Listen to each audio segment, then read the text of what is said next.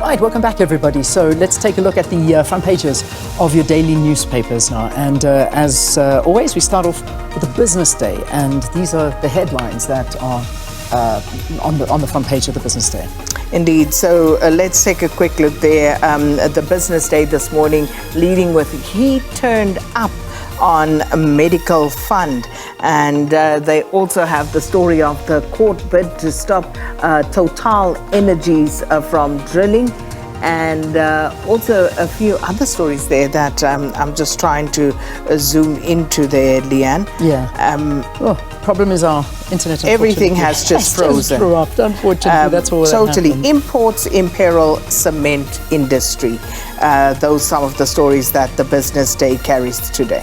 All right, so there you go. That's the front page of the business day. Let's leave it there for now. I've managed to sort of do a screenshot of the Star, so I can try and have a look and read a little bit more on the Star. So Star saying cracks show in ANC as the poll looms, and this is a disgruntled member turns to court after omissions of his name from party's candidate list. That's what they're leading with here, and it's the ANC in Limpopo has been embroiled in a public spat after one of its members deployed on the National Assembly has taken the party to court following the omission of his name on its candidate list. So that's the story there. Quite an interesting one. In fact, the candidate lists are now out. They are out. I was actually having a look at some of the lists.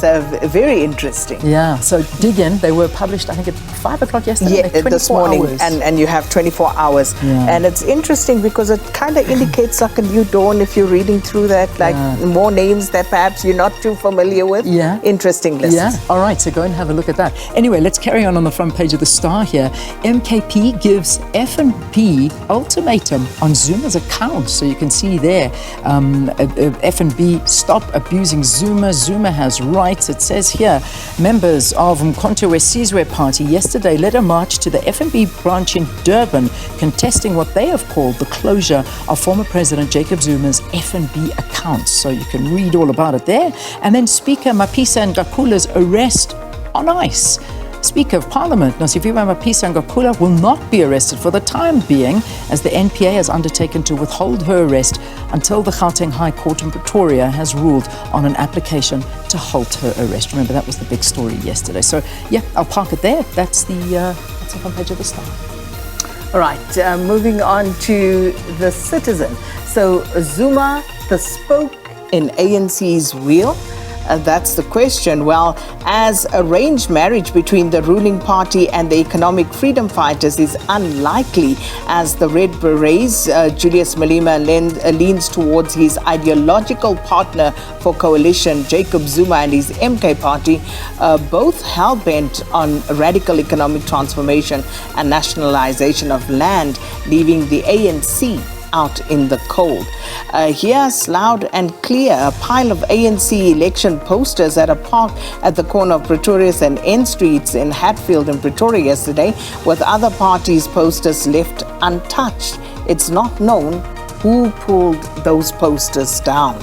And then seized land, another good farm squandered, the heartache of houses built on fertile fields, and also new home loan on offer from Discovery.